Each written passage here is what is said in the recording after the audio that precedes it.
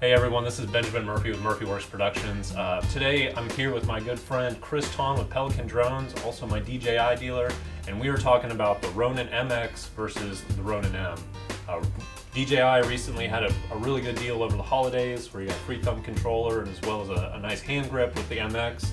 And when I was doing a lot of research, I couldn't find too much of what was included in the MX and what was different versus the M. I've had experience with that, and I really wanted to get this on platform, so I figured I'd talk to Chris.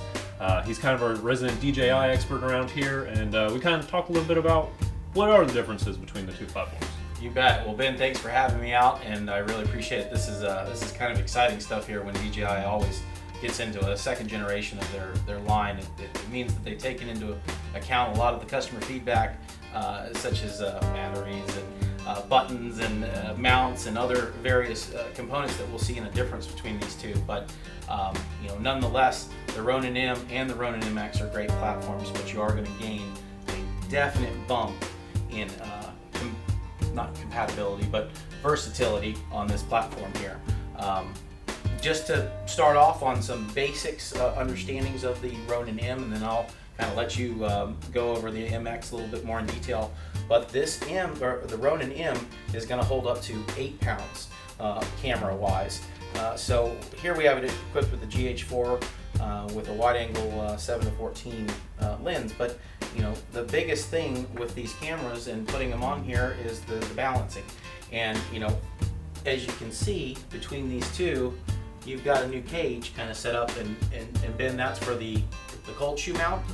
Correct. Yeah, that's one thing. I mean, you notice that right off the bat is we've got more of a boxed enclosure versus the open space. I think DJI's intent with this was really to go after that red community. Yep. That very boxy style. Yep. For our demo today, I'm running a GH3, so it's still a very comparable. And these are the platforms that we use every day in our everyday shoots, whereas we'd like to eventually get up to those bigger platforms Sure. as well. And then, you mentioned 8 pounds with the Ronin-M. The Ronin-MX is at 10 pounds, so we do have a little bit of an increased capacity on that.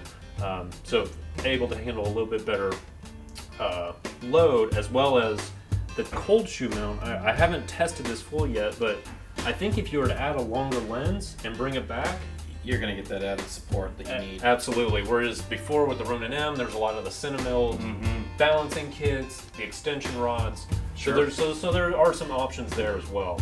Well, perfect. Well, moving right on to the other noticeable component to this right off the bat are the batteries.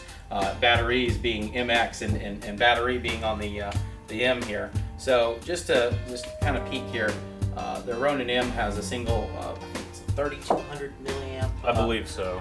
Battery, and then these have a little lower profile, but 2 of them, and they're compatible with either of the high capacity battery or the batteries that are included there. But this battery is like, I think, the battery that won't die. We did manage to finally kill it once we plugged in, and that's kind of where the Ronin-MX takes over. Yep. Because we were on a shoot recently and we were using the Ronin-M and we were running our Atomos Ninja Flame monitor, and that was the first time we were using P-Tap, and it was, awesome. It was a little bit lighter load. Sure. And usually on a Ronin-M, that thing runs like a week without recharging on just a camera. Yeah. But within like 4 hours, it was dead. Yeah. Running the monitor as well. So one thing that the MX does that I really like is now I've got two batteries. Here, I'll shut it off so we can swing it around as well. So you've got the one here on top that'll just power the gimbal, and then we've also got a separate one here on the back that'll power our accessories.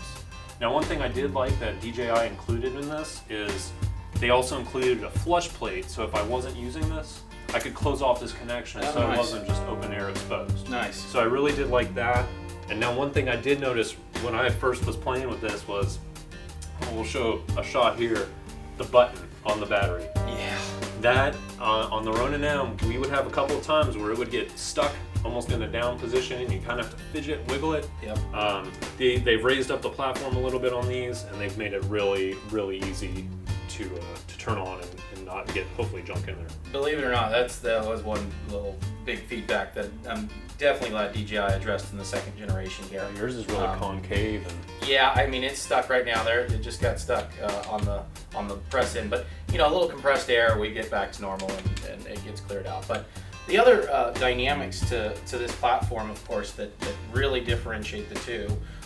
This one is going to be limited to the ground, and this one is going to have the capability of going into the air as well on the DJI M600 platform, where we can start to tie in the use of these independent controllers for the Ronin while mounted separately to, or not separately, but mounted to the M600.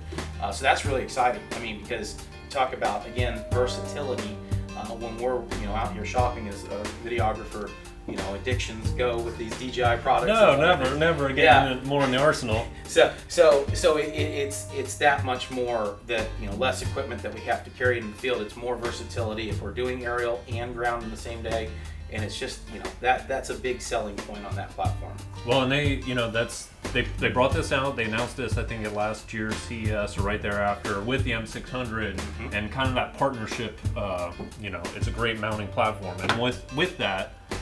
They did include an M600 anti-vibration cage with this Ronin, so you can, it comes with the hardware already to mount.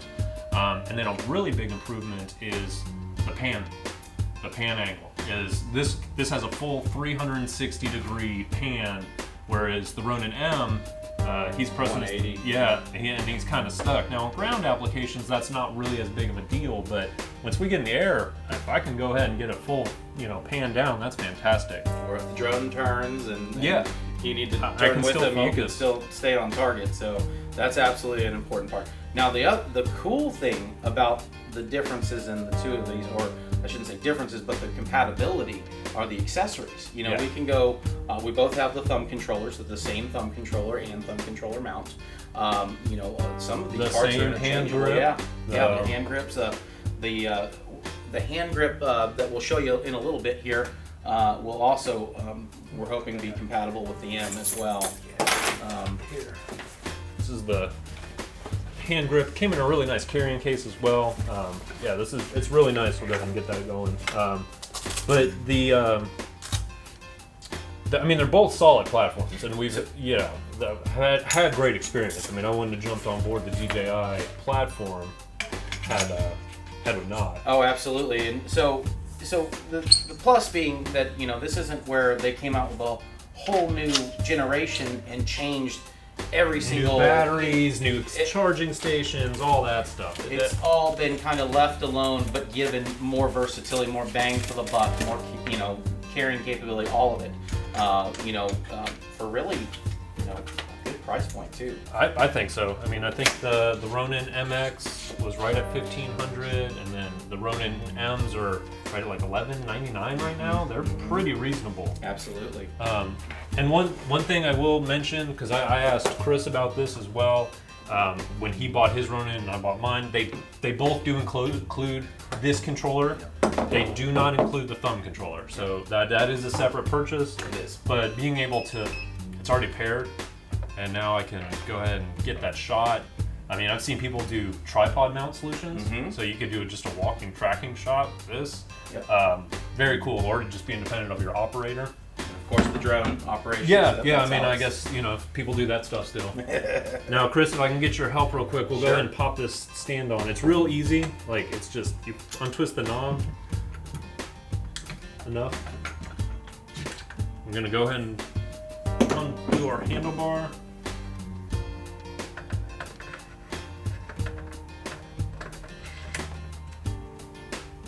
Nice. And that's it, man. And you kind of have the spoils of war right there. The ability to be able to hold on to that Ronin and just set it down. Or one-handed transfer, like through a window scene or a window. Yeah. It's very, very useful. And again, that accessory is going to be compatible with both, but something that did debut with the MX. Yeah, I think they kind of took a book out of like the Movi free fly systems, those kind of birdie cam style. But I've been a really big fan of this, and anybody that's been on long shoots, especially doing events, weddings, like to be able to just like, let me catch my breath for a minute. Yep. Is not, let me go get this. Yeah, hold on.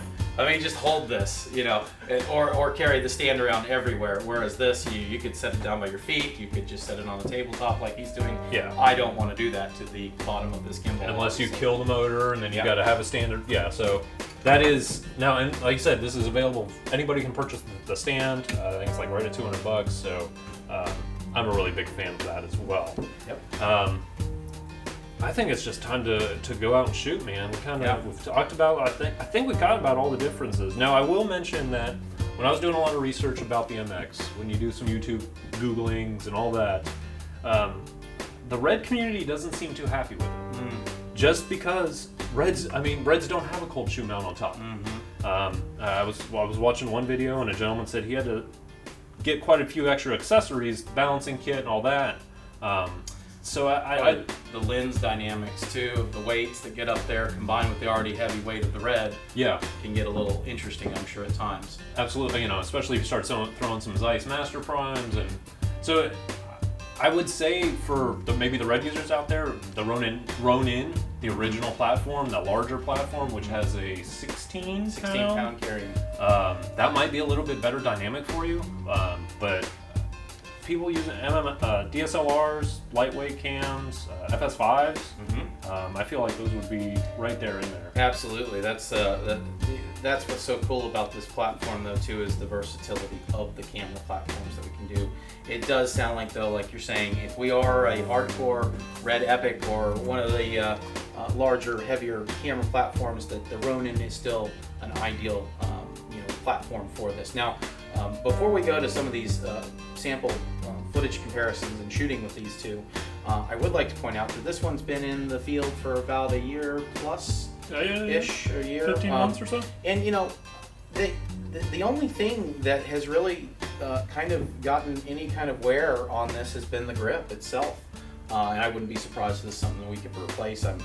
We did have to tighten up the stand a little bit. Yes, we did have to tighten the stand. The top folding mechanisms here on the back did loosen. But between the grip and the little stand mounts, I mean, this thing has been zero maintenance, zero worries, and it's always powered through on when you need that extra battery, except for the monitor situation with that thing. But no, this has held up extremely well.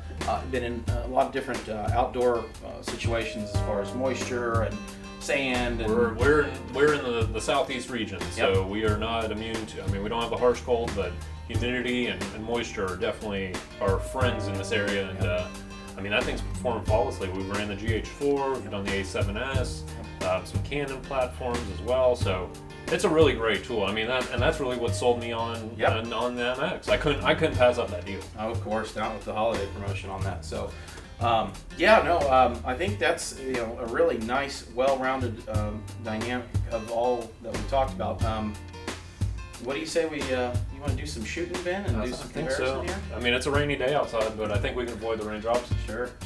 Well, thank you guys so much. Chris, thank you so much for joining us today, man. This was a really good time. Thanks for having us, Ben. I think we might have to break down some more DJI stuff here in the future. So, once again, I'm Benjamin Murphy with MurphyWerx Productions. This is Chris Ton with Pelican Drones. So if you're needing something DJI and you're in the Southeast, talk to this guy.